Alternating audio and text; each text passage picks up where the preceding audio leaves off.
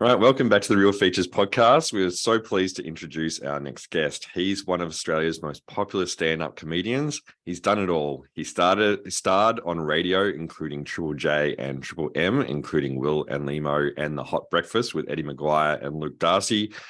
He stars in about 100 podcast shows, including the hugely popular Tofop and Fofop, and has appeared and presented in his own shows, including The Glass House, The Project, The Good News Week, Gruen, Question Everything, to name a few. He's recently released his own book, I'm Not Fine, Thanks, and is currently touring about to tour as part of the Melbourne International Comedy Festival for his show Willuminate. Welcome, Wil Anderson. Thank you. That was a mouthful. That's all the time we have. Unfortunately, we got through that intro. We have no more time to talk about movies, unfortunately. I had to schedule some breaths in between that as well. But that was the equivalent of the director who wants you to sit through all the credits before the movie starts. You know, when you're just sitting there going, I don't need to know all these people's names and they've done a good job or not. Put them at the end where they actually belong. I'll watch the movie and then I'll see if I want to check out who the cinematographer was. But don't front load me with this information. So yeah, it's thank you for that lovely introduction. But yes, my name is Wil Anderson. I am a stand-up comedian. It would suffice. Man, we could have saved so much time. That took you hours to write too, Paul Cookson. And it took me pretty much the last month I've been. A lot of Wikipedia action on there was a heap of cutting and pasting to put that together. So it was just Wikipedia, pretty much, just copy and paste. Yeah, that's it. Mate. And so how's it all going, Wil? We were just talking off air about the build up to Christmas. Obviously, today we're going to review a Christmas film a little later on, but how is the Christmas manic rush going for you? Well, it's appropriate that I have a book out called I Am Not Fine, Thanks, because every time somebody asks me the question, how am I going? I can just go, look, give me $35 and you can read 70,000 words about how I am going. And spoilers, look at the title on the front of the book. I am not fine, thanks. Yeah. It was what I don't think anyone is really fine. And those who, are saying they're fine are only pretending to be fine. And I do worry a little that is a ticking time bomb of some sorts, that we've gone through this mass trauma as a human race, and then we've suddenly tried to get back to normal. But of course, nothing's going back to normal. While we were away, the richest people in the world became richer. We went into World War III, and Putin's got nukes that can reach America, and we still have this global pandemic that is absolutely everywhere, despite the fact that we're pretending it's not absolutely everywhere. So spoilers, Christmas doesn't make that any better. The extra stress of Christmas on top does not make any of that stuff easier. Yeah, that's a spoiler indeed. Yeah. I mean, you covered it with your book, but yeah, you cover a lot of topics, like you said, COVID, the bushfires, anti-vaxxers, even echidna penises. So you cover a lot of different topics on that. But where did that inspiration come from? Was it like your COVID project as opposed to learning to bake? Was it, something that you decided to? I can tell you 100%. So I mentioned this in the book, but it is true. Well, it's true. This is a more poetic way of saying it, but it is essentially true, which was I lost a month of work in a day and I lost a year of work in a week. And I still had, all my financial commitments like everybody else who lost their jobs. So I had to, I think the fancy term they say in the industry is you have to pivot in those situations. Yes. And man, that got overused, that term. Good Lord. I was pivoting. I was spinning around in circles trying to find something to pay my bills. And so I actually did a pitch for a book, which was going to be based on my podcast philosophy. And the idea was, because this was like April 2020, when we knew that the pandemic at that point was going to affect us in Australia, but we never could have imagined, I don't think, anyone who pretends they knew how it was all going to roll out, I think is, absolutely lying. We didn't know at that stage, what we were in for. And so I thought this might be a fun idea, look at the wisdom that I've learned in this podcast. There's some that I can get from it to get me through this time, but also some lessons some other people can get through these times with it. And what I actually realized was that the world had changed forever. And going back to put those people's words into a book because I think if I ask them the exact same question now, what do you prioritize in life? What is most important to you? How do you think of your family, love, and all these sort of things? I think that the circumstances we were going through had substantially changed to those questions. I know they had for me. My relationship with my work and what it meant to me suddenly was very different to what it had been 6 months before that. And here's the problem. I knew that I could not write the book. The book that I had pitched, the book that I had already accepted money for, that I'd spent that money. And here's what I also did not want to do: give that money back. I physically could not get that money back. It's gone. So I luckily I had some experience from a few weeks before when I was pivoting. I was like, you know what I should be doing again? Some more pivoting. So I got back to pivoting, and I was lucky enough that the good people at Allen and Unwin, I said, well, what about I write something funny about what we're going through, what we're going through now. And at the time, there was a real conventional wisdom from the industry. And I'm sure you've seen this in films and, it's certainly something that's represented in popular culture, which was there was a few shows and films and stuff that touched on the pandemic early, but in a general sense, people avoided it. People tried to stay as far away from it as possible. The conventional wisdom being that people don't want to be reminded of this thing that we're going through while we're going through it. Yes, there's lots of films about the Vietnam War, but most of those films were made after the Vietnam War. It's people looking back on the Vietnam War and then making a film about it. And I imagine in the future there will be obviously, films and literature and TV shows that tackle the pandemic in that way. And that's not to say that there wasn't any but I was very lucky because basically nobody wanted that sort of book. And then the editor at Allen and Unwin had just been at, I think, a book conference or something like that, where somebody they really respected had actually said to them they would be negligent as a book editor if they didn't publish a piece of work that was actually about what we were going through at the time. And so I think I was incredibly lucky, as sometimes these things are, that she'd had that conversation quite recently with this. And then I pitched them the idea of doing this book, and two worlds combined into each other, which eventually became this book, I Am Not Fine, Thanks, which, it basically, it was a whole bunch of material essentially that I had written to be stand-up comedy, then just wasn't able to do a stand-up comedy. And then it tells the story of me, stand-up comedy going away from me, because the Melbourne Comedy Festival would have been 25 years in a row for me in April 2020.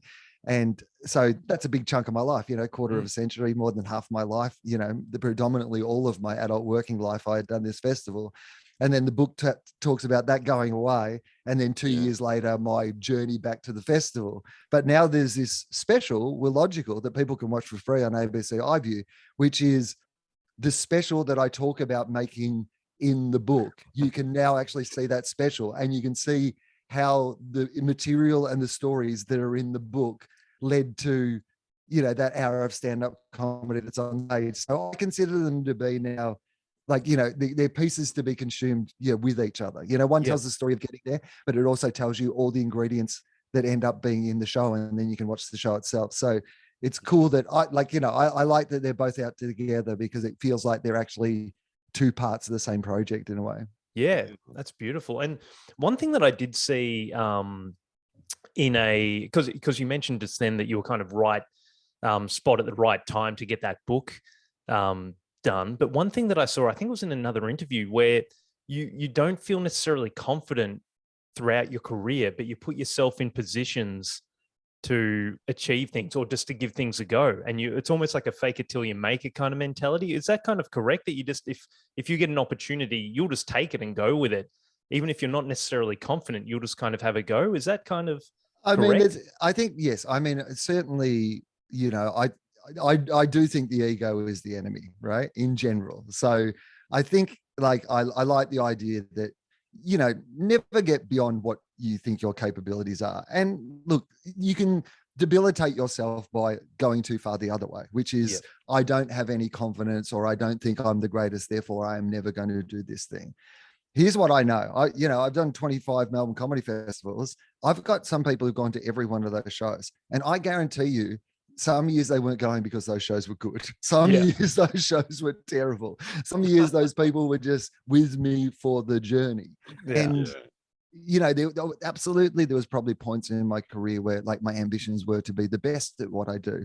But soon realize that the only thing that is something you can seriously, look at is trying to be the best that you can be and not worry too much about, comparing yourselves to other people. I will say this though, if there's something you want to do and the opportunity presents itself to do it, I say do it anyway. Yeah. Because, and look, like I've been lucky enough that a few times in my career, like me taking that opportunity has worked out for me. And then it's grown into something that I can do. Like there are jobs that I took when I was no good at them. Yeah. And then was able to do them long enough that, I eventually, I think, got quite competent at doing them, so yeah. I'm not to say that, you're always going to be as hopeless as you are when you jump into the thing. But if you wait until you're good to jump in, then that's where it becomes a problem.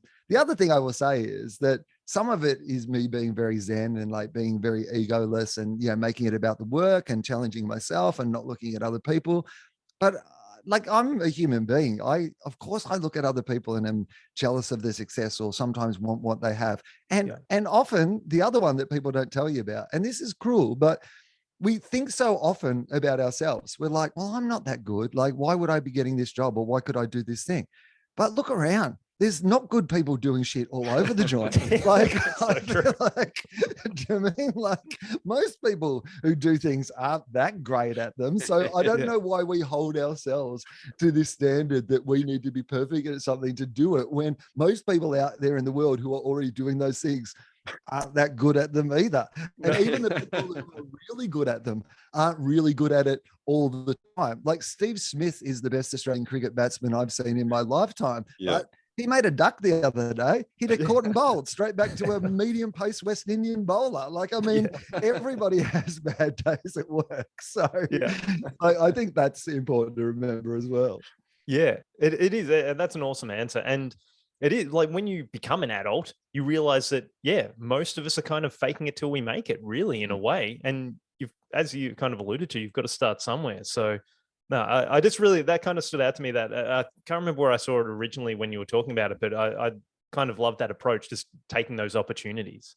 Well, even that term fake it until you make it is misleading because it should actually more accurately be fake it until you can fake it better and no one notices that you're faking it anymore, right? Because you never, like, I mean, my theory when we work on Question Everything in particular, we have a lot of young writers and our team, and part of our ethos of that show is that we're trying to impart lessons on this next generation of people that they can then take and do with whatever they want and make the amazing work so you talk about the craft a lot more and you talk about like why you do things in a different way than we would on a project like Gruen, where it's all in shorthand and we don't have these conversations necessarily out loud all the time. But one of the things that I say to these younger performers is that like you're always guessing. Like anyone who tells you that they, you just get better at guessing. If you guess for long enough, hopefully you get better at guessing. And then after a while, people think that you know stuff, but really you've just got much better at guessing. Yeah. I love that. Now it'll be remiss. We're both big comedy fans, so we'd love to pick your brain on a couple of comedy questions before we get to the listener question. But in terms of, you've probably answered these questions a billion times, but in terms of some of your bigger comedy influences growing up and when you got into stand-up, who were they?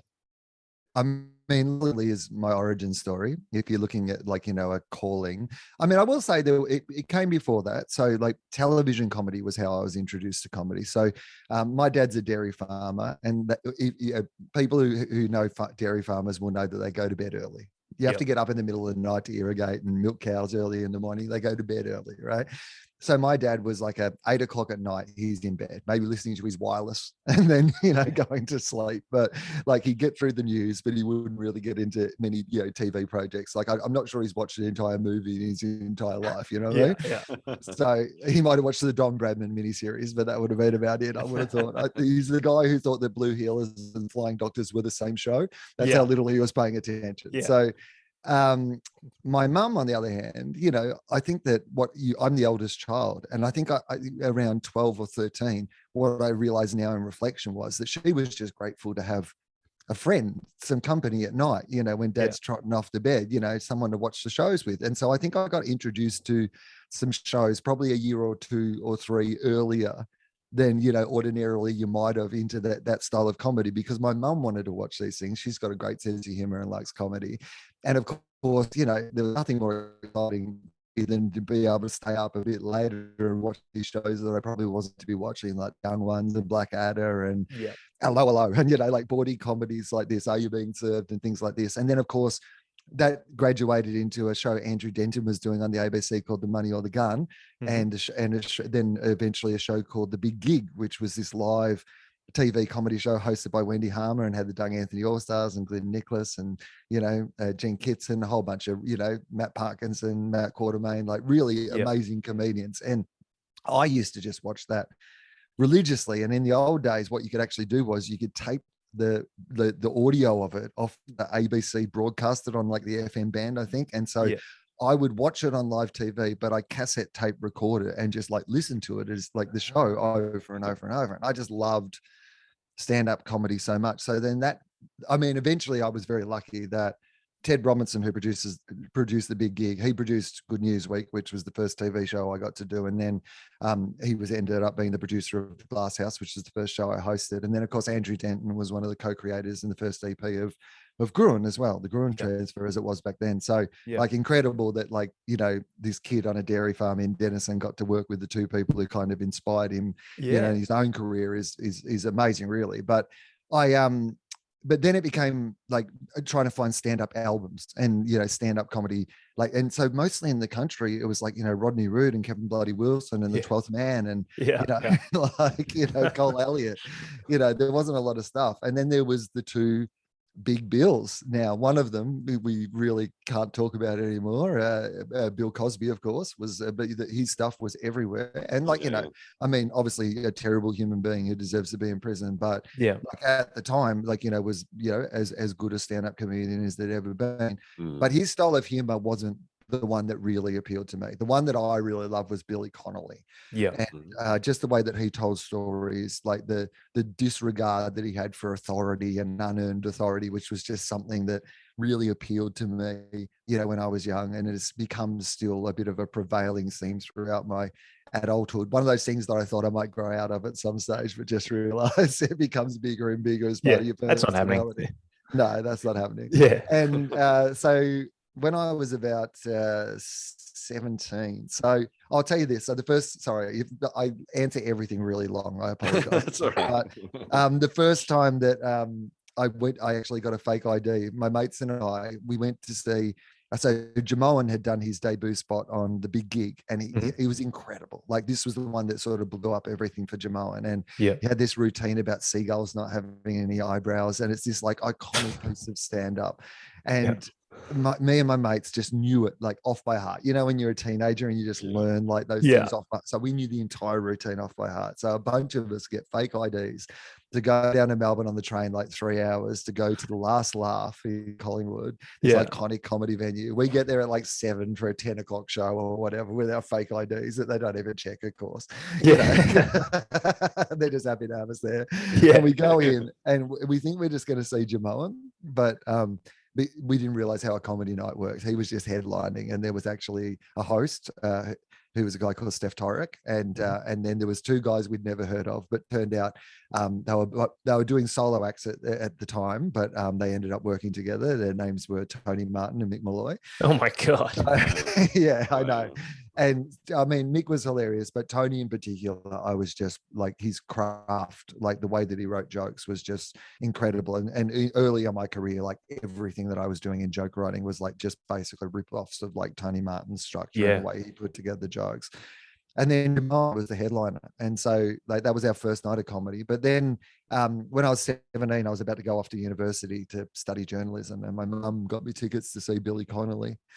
And I think back about this a lot now. Like, I write a bit about it in the book, but I think about it all the time, which is I was about to go off and do what at the time was quite a good, sensible career, become a political journalist, you know, like, you know, that's a good job, right?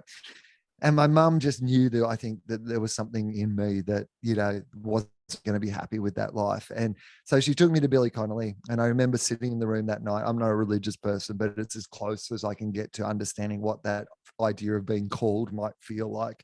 Because I just remember sitting in the room just going, whatever this is, Like seeing this guy entertain 3,000 people aged from 10 to 80 with nothing more than his imagination was to me transformative. Like I just couldn't, like people that if they met in the foyer would scratch for something to be able to talk about with each other. They would think they had nothing in common.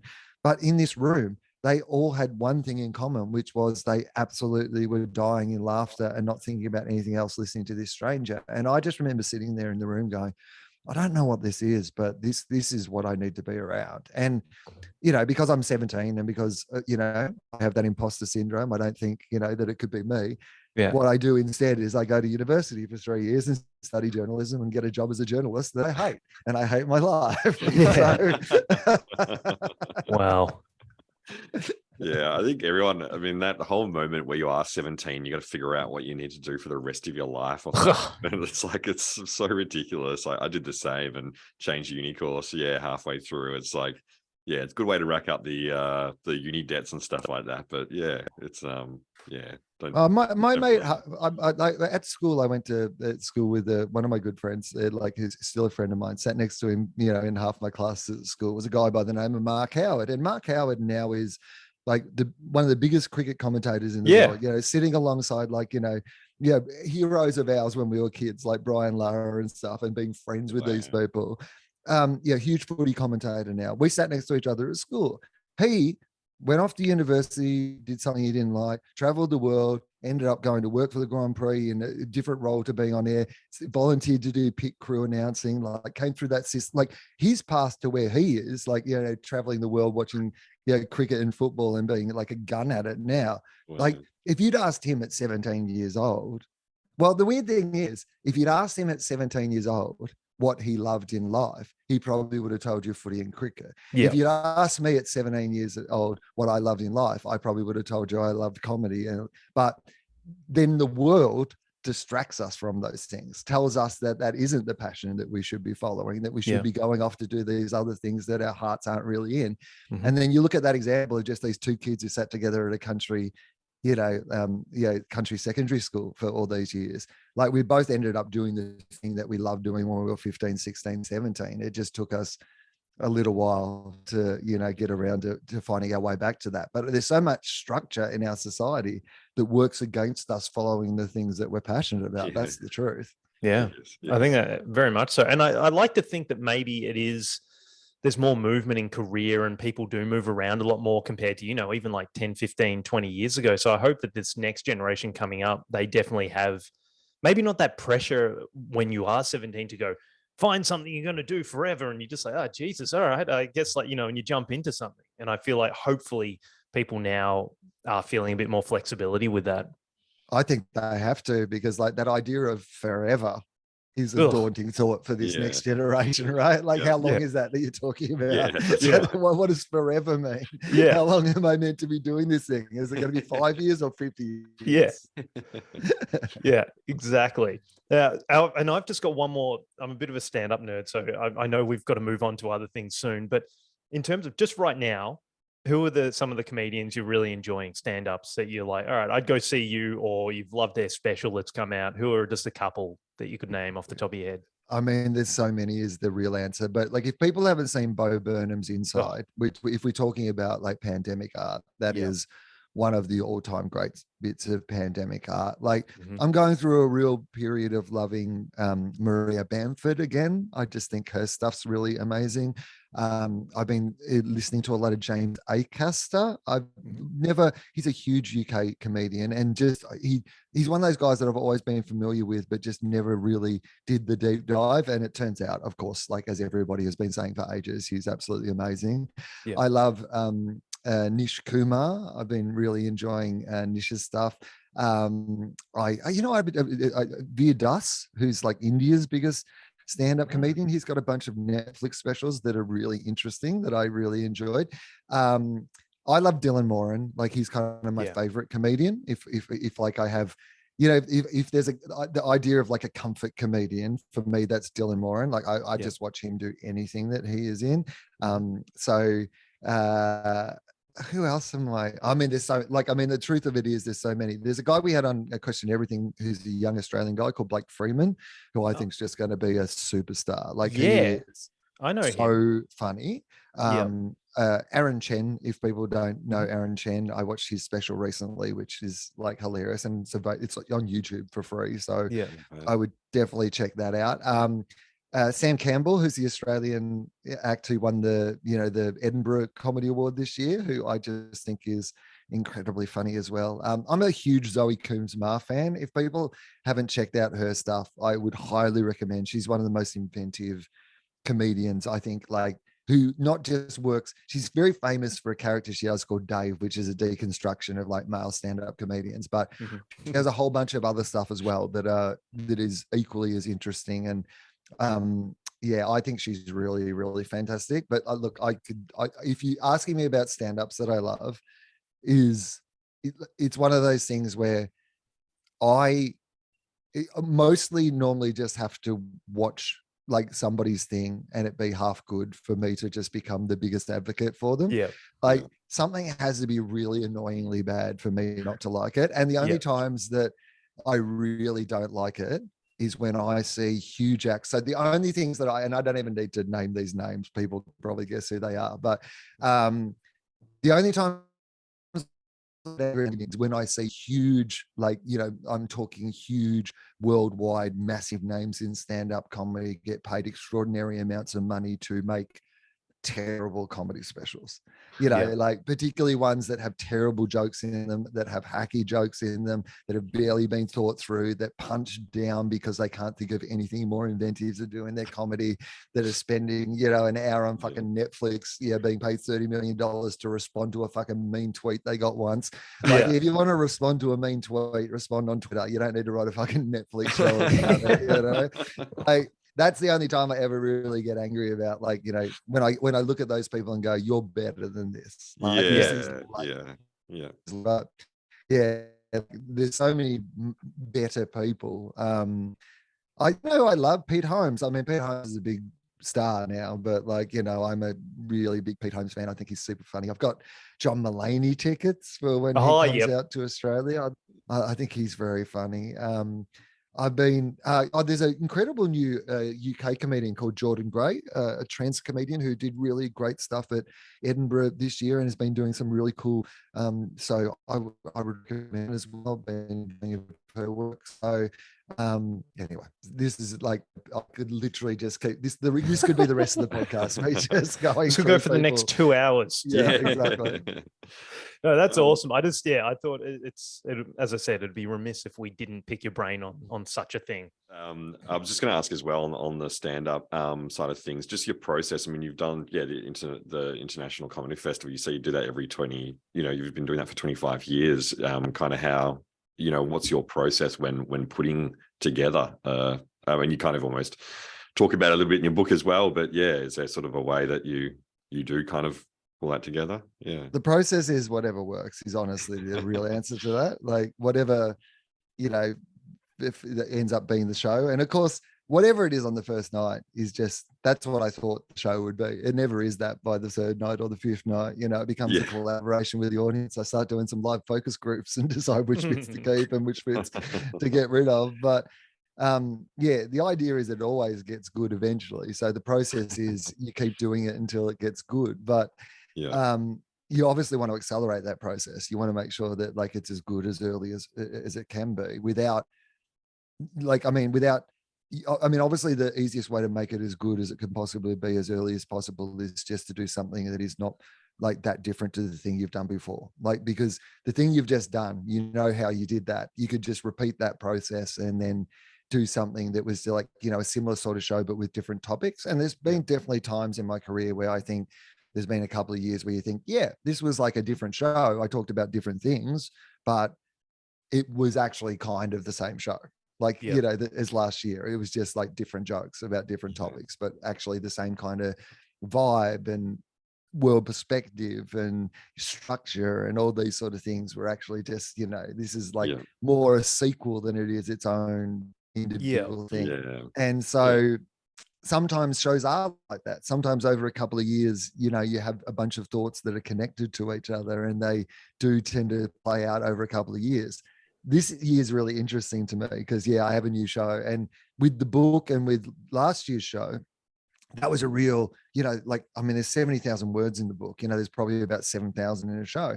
And so everything, like every idea I have, every like thought on these topics kind of went into the book. And then in a way that's really great because now I have a blank slate for whatever the new thing is going to be. Yeah. It's also really terrifying because you're like, oh yeah, okay, what are my fresh ideas? Come to me. That I had. So at the moment, I'm really trying to fuck with my process is honestly the answer, which is I'm trying to do a whole bunch of different things to see like if I get new results. So I'm doing a bit of what I would ordinarily do, which is like what I call emptying out my brain. So I normally of just like whatever I feel like's in there, I just write without review is basically how I would explain it. So I get up every day and I have an amount of words that I decide that I'm going to write during that day. And then I write that many words. That's it. That's like literally it. And I don't really care what the words are. And I don't really care like what comes out. I know they're not all going to be used or all going to be good. It's just part of like emptying out every thought that's in there. Yeah. And so I just empty them out and I never back and I read back over it. I literally move on to the next day. And so I will do that for like a couple of months, I suppose, is really the answer. Yeah. Wow. And at the end of that, I normally have a document that will be somewhere around, I don't know, like 80,000 to 120,000, 130,000 words really is probably what I will have at the end of that. Many of them will be completely useless, nothing like that is of interest in there at all. And a lot of it will be the same thing over and over. That's what you notice. You notice that if I don't review, like when I think, what's on my mind today? What am I passionate about? What am I thinking about? You write something that you wrote a week ago. You've just kind of forgotten that you wrote it that day, or like, it's almost the same thing. Yeah. It might be slightly different, but it's almost the same thing. And I literally, I mean, when I say this process out loud, it actually like sounds absolutely bananas. But anyway, here it is. So then I put that away for like a month, basically. So I don't look at it. It's like, so I've done a couple of months of like what I would call filling up the bucket, or like the analogy I like to use is like Michelangelo said, the sculpture's already inside the stone. You've just got to know which bits of the stone to get rid of. And like, the thing about stand-up is I've got to also build the stone first, right? So like that's what I'm doing. I'm building the stone at this point. Like I'm not getting to the point where I'm chipping away trying to find the statue. I'm just building a giant slab of like marble in which I can start to chisel away, right? Yeah. And so then in January, I do like improvised shows. They're called What You Talking About, Will? And I do, well, this year I'm doing 8 of them, I think. And I literally don't do anything. Well, I don't look at any of those notes.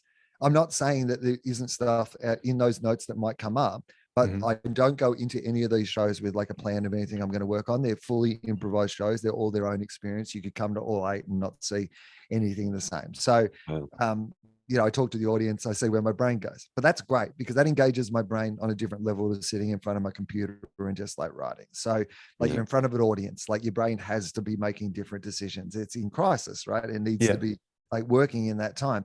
Sometimes it will find, things that are in my notes, like sometimes it won't, sometimes it'll be its own thing. But the point is that I just let it go wherever it wants to go. So I do that for a month and I have the recordings of all those shows. And then I do a little process where I look at what went well in there that I liked, and then and then I look back through my notes and I say what like is in there that I like. Yeah. And often there is a theme by that stage that seems to have, like emerged, or like several themes hopefully. Normally there's like 4 or 5 different themes running through a show that all kind of, are interlinked in some way that I can start to see. And so then I pull all that shit out. I know that I need about 7,000 words, right? Total, like, is what I'm going to actually need once I go into it. I probably pull out about 14,000, something like that, 14,000, 15,000 of my what I think are the best ideas that are in there. And then I start to work on those ideas, and that's what ends up becoming the show. Like, and then the rest of it just sits around uselessly in a file in case I want to go back to it and mine it for anything else at that point. But but this year I'm doing this is the thing, the spanner that I'm throwing into the works is, so next week I've got a week where I don't have to do any other work, and so I've decided that every night of the week I'm going to improvise an hour show just at home myself, because I've never done that before. Just like try to literally do that process of what I do with writing, but just like to try to so every night just for 1 hour, just like get in my own space and just see what's in my head, record it all, and see if anything extra comes out of that as well. So that's going to be the thing that I throw in this year. It might not add anything. It might be and it'll be painful to do, but that's just something that I'm throwing in there this year, just to see if that engages me on any level that the other stuff doesn't engage me in. It all sounds a bit hard, doesn't it? Yeah, it sounds. I love it. It sounds amazing. Those improvised shows must be a rush. Like when something you get like a gem out of one of those, or you find yourself onto something you just hadn't previously thought of. That must be an absolute rush on those improvised shows. I'd love to do them most of the time. Honestly, if my career flipped, if we got to the point where people loved those shows more than they love my other shows, and I would 90% of my time was doing improvised shows, and like 10% of the time I'd write something and perform it, just because I'd still like to do that. But I love the improvised shows because there's something that happens in that room that night that is for no one else other than the people who are there that night, and that to me is my favorite part of comedy. The idea that we're all, I talked to you about that Billy Connolly thing. My feeling that I remember having was how united everyone in that room was. It wasn't like I was like, I wasn't thinking about the outside world. I was just thinking about the people in that room that night having that experience. And to me, that's what comedy is. That's why I love live stand-up more than I love anything else, is because we're all having this together. It's the reason that on Tuesday night, when we tape our TV shows, whether it be Gruen or QE, we tape them on a Tuesday night. So basically the structure of the week is we start working on the show on a Wednesday, and you work on it through to taping it on a Tuesday night in front of a live audience again now. So on Wednesday, that show gets edited, it goes to air on a Wednesday night, right? Yeah. I'm not involved in any of that process. I do like what they call a paper edit on Tuesday night, which is post show. We go through it on paper, but then the cutting of it and the broadcast of it, I don't watch the cut. I don't watch it broadcast back, because I've moved on to next week's show. For me, the show is the night before, when we record in the studio in front of that audience. For me, the show was the 90 minutes we recorded last night, not the 28 and a half minutes that go to air. That's just something that someone else made out of what we did in that room that night. And so for me, with stand-up, the improvised shows, like there's stuff that happens in that night. There's things that I've done in those shows that are the funniest things that I will ever do in my comedy career, because in that moment you could never recreate the thing that happened, the circumstance that happened to make that thing so funny. But everyone was, that comedy expression, I guess you had to be there for it. Well, this is the classic example of, we were all there for it. In any show, if I'm introducing a premise, like it could be as simple as, so I'm married or I'm single, like whatever. There are percentages of people in the audience who are one or the other, right? Yeah. Whereas like if you're doing something improvised in the room, everybody has the information at the same time. Everybody learns that person was a plumber, or that thing that was blah, blah, blah, or that noise that was made or whatever. Everyone saw it, heard it, consumed it in the same way at the same time. We're all on the same page, and you can just start from there. You don't have to do any of that work to get people on the same page. They're already on the same page. So they're amazing shows. And that makes sense. Often I get nothing out of them that I can use in my actual tour. But what they are very good at, I have realized, is they're not as good at testing material, but they're very good at working out what I actually am interested in talking about. Because the me who sits down in front of my computer still has loftier aims perhaps about what it is that I am actually interested writing about or talking about. But the me that's there on stage that needs to entertain people immediately has sometimes a very different idea of how to connect with people and where we might go with that. So it always opens something up, but I love them. I love doing those shows. They're like my favorite shows to do. If people want to go to those shows, how can they find out the information? Do you put it up? Is it on your website? My website's not the good place to start, but there's always a link tree to stuff. But if people are in Sydney over the summer, I do them at the Sydney Comedy Store, which is where I started doing them, and it's my favorite venue to do them. But I'm also doing a run in Newcastle on Wednesday nights. So if people happen to be in Newcastle on a Wednesday night during the summer, I'm taking over their comedy club every Wednesday night in the summer to do them there as well. Awesome. Cool. Love it. Yeah. That's thanks, Will. That's such good insight. I love that. It was very cool. And I reckon also just quickly with the improv stuff, it's like walking a tightrope. And I think that's like the crowd probably can feel that too, that they're like, oh my God, he's making this shit up on the spot. Like this could go either way. And then when something hits, it's just even when you talk to each person, like you just that not knowing what they're going to come out with, it could be like just a train wreck of what they say, or it could be like, you know. I mean, often it is, and like I mean, the funny thing is sometimes the only thing that can go wrong with the show, because of course at the start people always used to say to me, oh, you must go in with like, if something goes wrong you can go to this, and I think probably at the start I did, and it was only when I stopped doing that I really started enjoying doing the shows, and they always go well. Like I mean, they always go well now. Like I've never had one of these since I started doing this that went badly. Yeah. I mean, I always say to them at the start, I guarantee you 60 minutes of quality material, no matter how long it takes. That's my promise. but like part of the joy, part of the reason they're there is like, you know, it's like watching motor racing. They want to see the skilled drivers and how good they are at their jobs, but they're hoping that occasionally somebody will like, you know, skip into a fence, right? Like that's part of the thrill of why they're there. And in a way, like part of the joy of seeing me, as long as you acknowledge what the moment is, that you're in a hole and you're about to dig your way out of the hole, then people are like, you know, there for that. Like, the only nights when I literally noticed a bit of a lull is like if I'm like just on a roll and it's like 30-40 minutes in and I've just not fucked anything up, like literally everything is like, and there's almost a point where I'm like something's going to need to go wrong just to remind them that like this is not as easy as I'm making it look right now. You know, like part of it is the idea that something could go terribly wrong, and most of the time something will go wrong, like, you know, or some riff will just go nowhere, or I'll say something really inappropriate and then have to dig my way out of it. Like, so normally that happens. Like it's very rare that I'm 30 minutes into one of these without there have been a major disaster so far. But on the nights where they are, it's always important to have a little wobble so they remember that it's actually really quite difficult. What you're doing. That's what we're doing here. Yeah. Awesome. That's so good. Well, I think it's listener question time. What do you reckon, Paul? Yeah. Let's do it. All right, here we go. So this question came from Ryan Harlow. So thanks, Ryan, for writing in.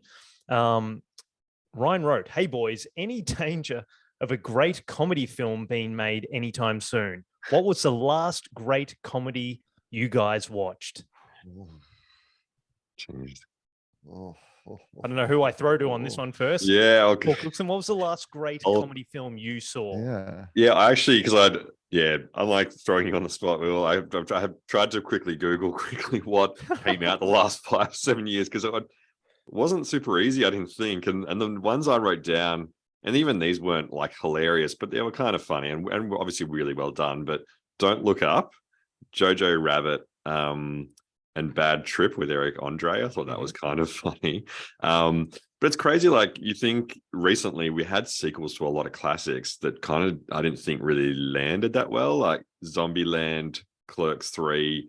There was another Johnny English. There was a Super Troopers sequel and a Bill and Ted sequel. And I don't really think any of those were particularly amazing personally, but yeah, I don't know.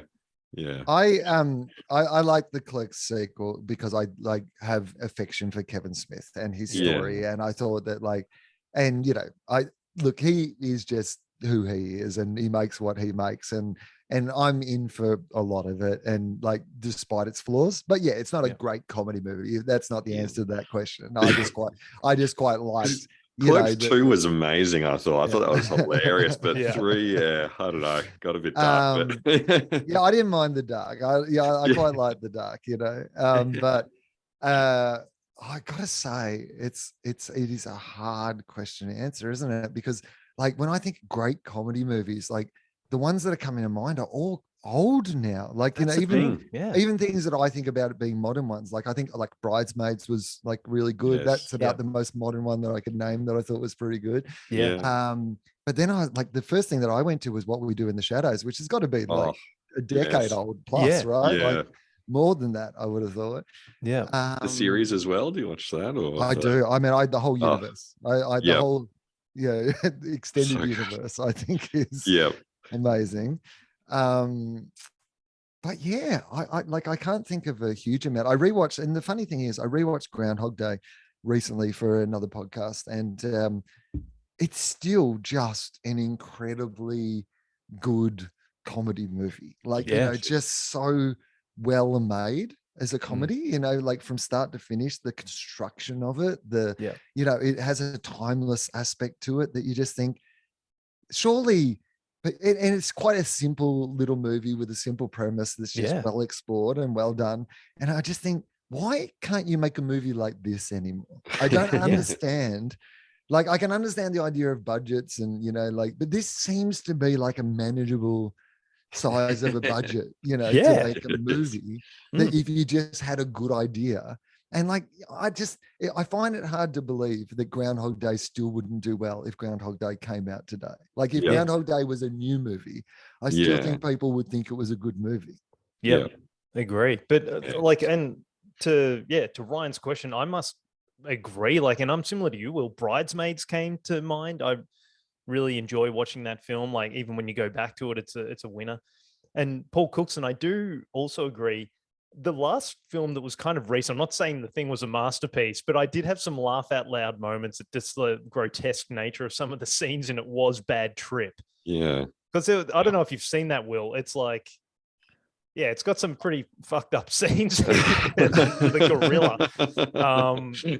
But like that, I laughed out loud, and that's you just don't see many comedy films that are just a pure comedy where like a Bridesmaids or Groundhog Day or anything like that, where they really resonate and you have a really good laugh during them. Like, you think, like that kind of typical, like a Wedding Crashers where you're just actually laughing out loud, and stuff like that. But you don't have too many of those recently where they've actually. Does Deadpool count as a comedy movie? Yeah, that's true. Yeah, it's got to. For I sure. guess, action comedy kind of thing. Yeah. Then maybe Deadpool. I like that. It's like, man, does that pass? But like Wedding Crashers, I rewatched that semi recently. That was made in 2005. That's it's true. It's not recent, is it? Yeah. That's a long time ago.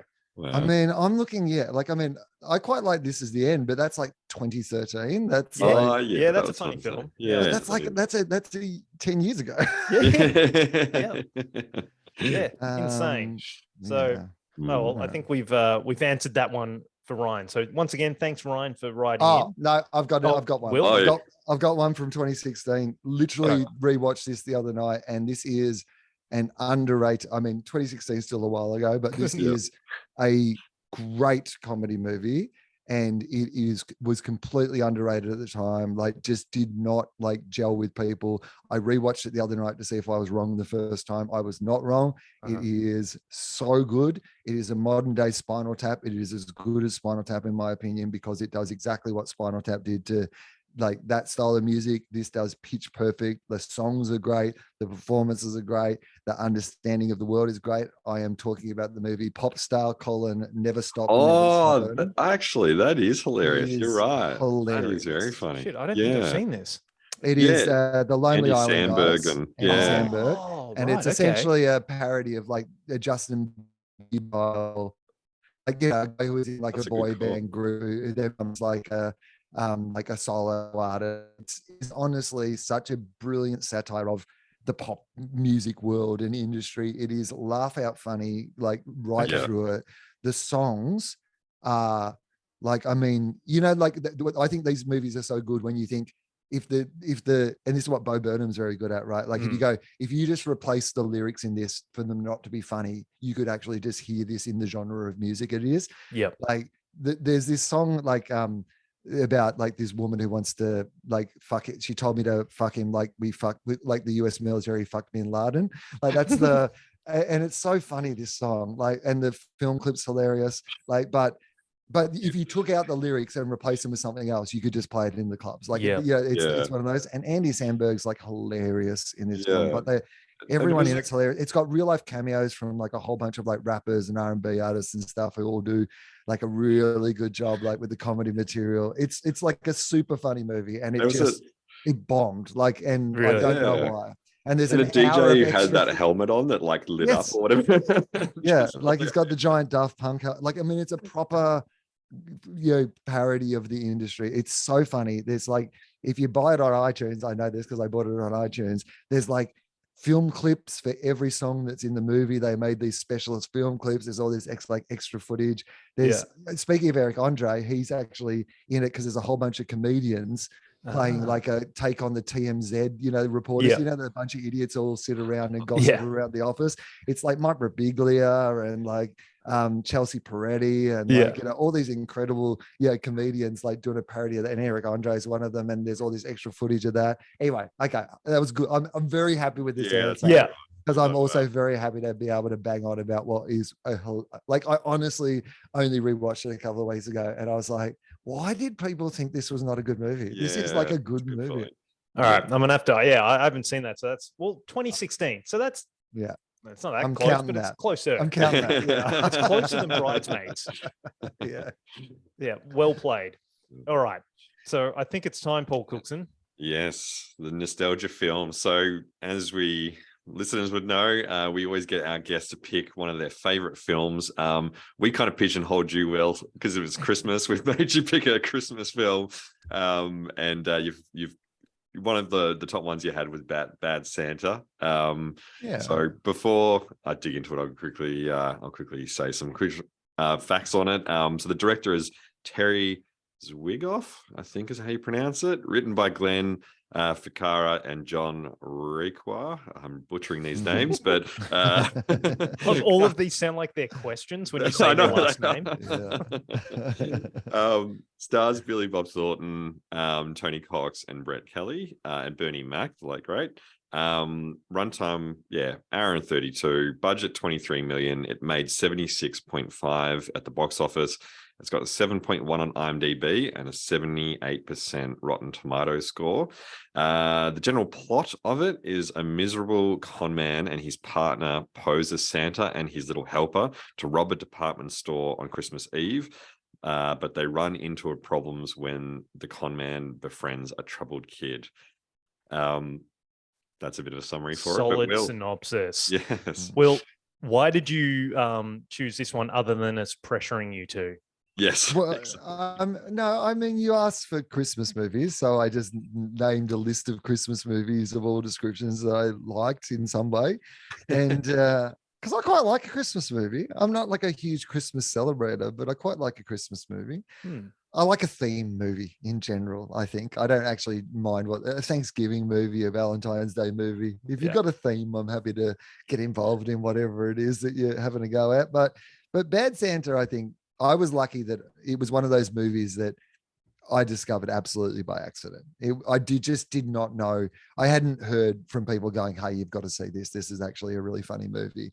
It was one of those things that I think we watched because Billy Bob Thornton was in it. I honestly think that was probably why we watched it, not expecting much at all. And then, we're really, it's a very, I mean, if people haven't seen it, it is a very Grinchy. I mean, Billy Bob Thornton plays this incredibly, Grinch, literally a guy who's like dressing as a shopping mall Santa in order to case a joint and rob like the mall. Spoilers, but I mean, that not much of a spoiler. No, and he's like, he's a sex addict and, he's a alcoholic and he's just incredibly and so immediately it was funny, it was just funny because you don't see people make Christmas movies that are like this, but it's actually, it turns out, a much better movie than that even, like, because that is that whole genre of that now, right? And teach bad mums, bad blah blah blah. It's like actually a genre of like, and I don't think any of them really,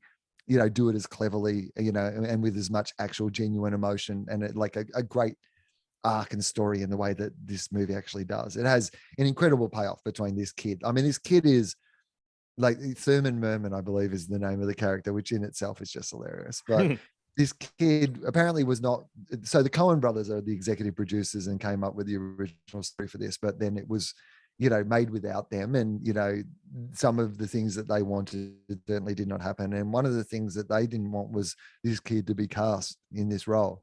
And I'm very happy to say that they were so wrong about that because he is just perfect. Amazing. He is incredible in this role. And the relationship between, Billy Bob Thornton and this kid, and the way their characters, but just the relationship, the chemistry that the two of them have on screen is just, really just watchable for the entire thing, and you just believe it. You just believe the emotional arc of the movie. And I just think this is one of those things that you could just so easily see them not pull off, right?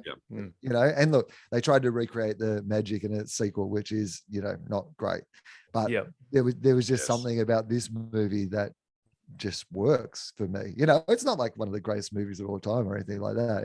It's a classic example of, this movie is so much better than you thought it was going to be. Yes, absolutely. It's so true. And a few guys who missed out on the role, or who were offered the role, and you might know this too. It sounds like you got your finger on the pulse of the trivia, which we'll get to a bit later. But Bill Murray was one who was offered the role, Billy Bob's role. And Jack Nicholson. Both of those, they definitely bring something to that role too, I reckon. Yeah, different takes, you'd think. But yeah, you could definitely see Bill Murray doing it. Like, like it's, he does very well and sort of make you root for somebody who isn't particularly sympathetic on paper. But I think that Billy Bob Thornton does a great job of that as well. Like, I mean, that is his great skill. Is like, I think, I'm a fan of his acting in general, but there is a certain style of his acting that I'm particularly fond of, which is this, like, he plays a great fuck up. Yeah, he does. Like, if you need a fuck up you can root for, like, Billy Bob Thornton is kind of your guy in that situation. And I do think he is funny, but he's funny because, like, not in the Bill Murray, I'm a comedian and therefore I'm kind of got funny bones, I bring funny to the table, but in that he commits to these characters in such a way that they become, in these situations and scenarios, become inherently humorful rather than the fact that he is actually just going for a joke. I think difference, right? Yeah. Even like his line, obviously, where he's got the large woman in the back and he's making the line of, you're not going to shit straight or something like that for, I think it was, because he was like, he delivers those lines very well. Yeah. It's pretty, he delivers jokes as if they're not jokes. That's right. Exactly. It's a commitment to it. Yeah. That's right. There is. Yeah. And it really is the polar opposites, like you said, between him and the little boy that he does sort of hang out with. He's just getting so drunk and he's just sitting there with his advent calendar, or telling him if do you want milk, or do you want anything like this. It's just like, it works so well between the two extremes of just someone so innocent to someone who's so damaged and tarnished. But like you said as well, it's interesting that the Coens and I think the director as well, they didn't want it to be kind of a happy ending towards the end. They actually kind of want it just to be a depressing sort of funny, depressing bad. Christmas movie. Yeah, exactly. And I think that also what helps it, not that it needs help, but the supporting cast are really strong too. I mean, you like Bernie Mac, R.I.P. He's awesome in there.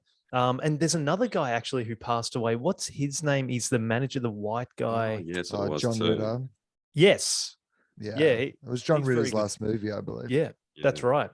Correct. But he was awesome too. So they had this kind of supporting cast that were both adding a bit to it also. Yeah, and the love interest is like the Gilmore Girl. I can't remember what her name is. Yeah. I think this is one of those movies where the entire this is kind of part of the thing. It's like a decent enough story, but with a really good cast that just brought it all to life. It is a classic example of, it's just really watchable. Everybody in it's really good. They're all doing a really good job at what they're meant to be doing in the movie. And sometimes it feels like in the right way, it feels like they're in different movies. Like sometimes you watch a movie and you're like, oh, it feels like all these people are in different movies and this is no good, right?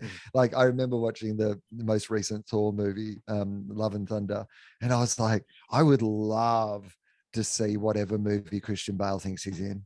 Like I'd love to see the rest of that movie, because he is making a completely different movie to the rest of the people in this cast. Like he and Russell Crowe are not in the same movie. They're not in the same universe, right?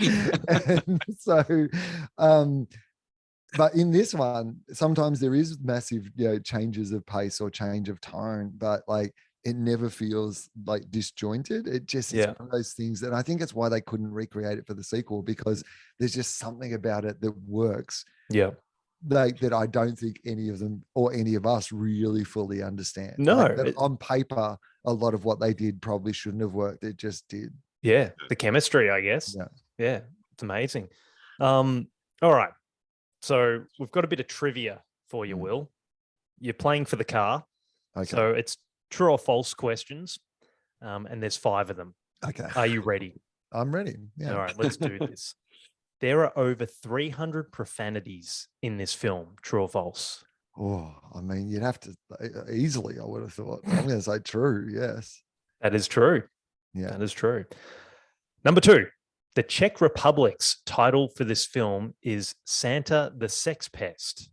True or false? I mean, it's certainly sad that I have to think about it, because there's definitely a chance that it could be true. And then what does it say about you that if you've made this up? Like, I mean, that's also something that needs to be explored. So I'm going to say it's true based on that, in the hope that you haven't made that up. It is false. Oh, geez. I love that you put that in there. So I'm shamed for your wrong answer. I mean, it does seem that I have done that. You're right. Yeah. But the follow-up answer, it's a bit of a sneaky question, because the Czech Republic did rebadge the film, and I believe it's called Santa the Pervert. So I mean, just a bit of wordplay there. So it's not really close. It's a sneaky question. Number 3. Will, do you have any follow-up questions for Sam on that? The authorities will be providing those questions. It's fine. It's not my job. Wait, there's a knock on my door. What's going on here? Larry David was considered for the role of Willie. True or false? Oh, okay. I mean, he would have been great. That's what I will say. Era-wise, I mean, Seinfeld was a big show, so that's possible that could be the case. I mean, they considered, as you already mentioned, like Jack Nicklaus, and I mean, yeah, okay, I'm going to say yes. I'm going to say true. That is correct. That is true. You like how I just like to reason things out, as if like, I feel like I'm like, that doesn't make sense. Some guests, you do that, and then you gauge what I'm doing. If I'm like, I should have done that. Just read the faces. All right, number 4. After the success of Bad Santa, Billy Bob was connected with a pilot for an out-of-control Easter Bunny with the working title Bad Bunny. True or false? I mean, I'm gonna say false, but that is false. I would happily say Bad Bunny if anybody does want to pitch that. I would definitely be up for saying. I think it'd do all right.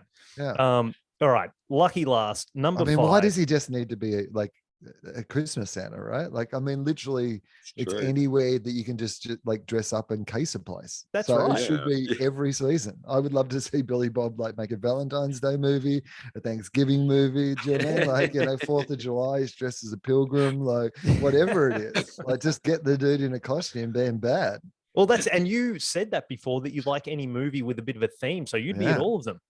Yeah, this is 2 of my worlds combining: Billy Bob Thornton playing a bad version of someone, and theme movies. Yeah, holiday theme. Yeah, that's unstoppable.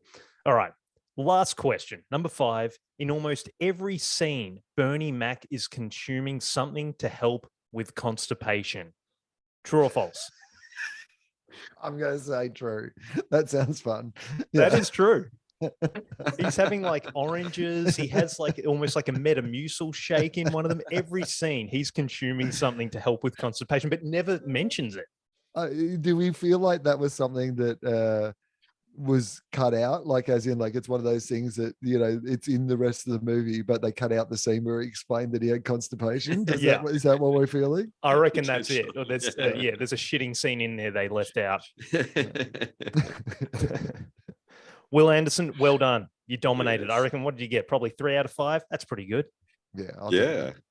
That is. Nice. Beautiful. Nicely done. So really, I think that's a good result. We've covered the Christmas films. Was there anything else you wanted to pick Will's brain on, Paul Cookson? My only other, given we pigeonholed you into the center one, what would you say? Do you have a favorite film outside of that you usually say when people ask me what my favorite film is? It's tough. It's tough. I mean, look, I like films that I revisit a lot. Groundhog Day, as I mentioned, is just one of those films that I think it's probably, almost a perfect comedy film.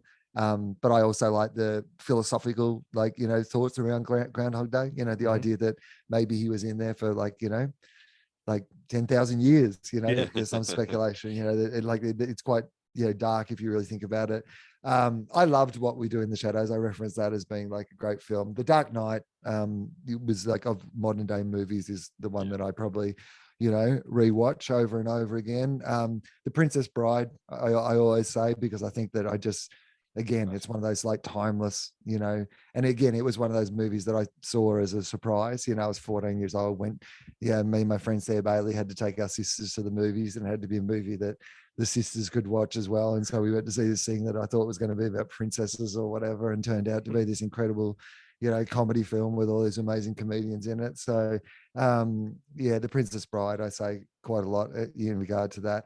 What was I rewatching recently that I was like, gee, this is like, what I watch every time it's on, and this is quite a mainstream, like if we're talking about like mainstream like movies, like I'm a real sucker for both Shawshank and for The Fugitive. Yeah. Both better movies than they both become kind of cliches. Yeah. And you always think, I've seen this movie too many times. I don't need to watch like The Fugitive again. And then the other night after the cricket, The Fugitive was on Channel 7. And I watched it with the bloody ads. Like that's how much I was enjoying it. Like I didn't even there was part of me was like, you should just go and find The Fugitive somewhere else where you can watch it without bloody ads. And I was like, no. I'm just going to watch it like we used to watch movies in the old days, with the ads in the middle of it. And I enjoyed it very much. Well, they're both 90s classics. So they were designed to have ads through them. They were always on TV. That's right. They probably come with it in the original. No, it felt right for The Fugitive, actually. I was like, this is good. This is like, it feels like every scene has pace now because I've just watched the commercial. Yeah, vintage Harrison too there. Yeah, he's so good in that movie. But Tommy Lee Jones is just amazing in that movie. And like, it's actually talking about supporting cast. Like that is a movie just filled with incredible actors in minor roles. Like it's so good. Like it was so good that the next night after the cricket, Channel 7 were playing US Marshals, which is the the sequel. Another Tommy Robert Lee. Downey and stuff. Yeah, Robert Downey Jr. And I remember not really particularly liking that at the time. But I liked The Fugitive so much the night before. I watched that again as well. And with ads again. With the ads, it actually breaks it up a bit. It's not too bad. You need the break sometimes. Totally. The Fugitive, that scene, when they're at the waterfall or whatever. I didn't kill my wife. I don't care. I mean, it's incredible. Classic. I mean, clearly, when you watch that movie back, you go, that fall absolutely would have killed him. There's no way that he would have not died in that. The movie should be over at that scene. But it's a really rewatchable film, and it does absolutely stand up, I think. Yeah, definitely. Absolutely. Well, maybe on a future one we can review it in a bit more detail. But or Bad Bunny if that gets made. That's it, exactly. Will, it's been awesome. Thank you very much for joining us. That is my pleasure. Some final plugs as well. I guess go to your site to find out for those improv shows. Melbourne Internet. I can't speak. Melbourne. You know what? Honestly, there's comedy, there's books, there's like a free special that's on ABC iView. If you want a link to see if I'm doing comedy where you are, go to my website. There's a link tree there. Or social media. It's not me on social media, but I am on a bunch of the social medias. My management run it. So there's always a link tree there that'll take you to where you can buy the book, where you can watch the special, where you can come and see me do live stand-up comedy. You don't need to read it out. It's all in one place that people can click on, and then they can actually find it. Or if you walk through an airport and you see my book, just grab a copy for your family for Christmas. That would be fun. Obviously pay for it though. Yeah. And it doesn't really bother me one way or the other, as long as they are taken from the bookshop. I am fine with that. It's all numbers. It's all good. Wil Anderson, it's been an absolute pleasure, mate. And have a Merry Christmas, Happy New Year, and hopefully we'll chat to you again soon in the future. Thank you very much for having me. Cheers.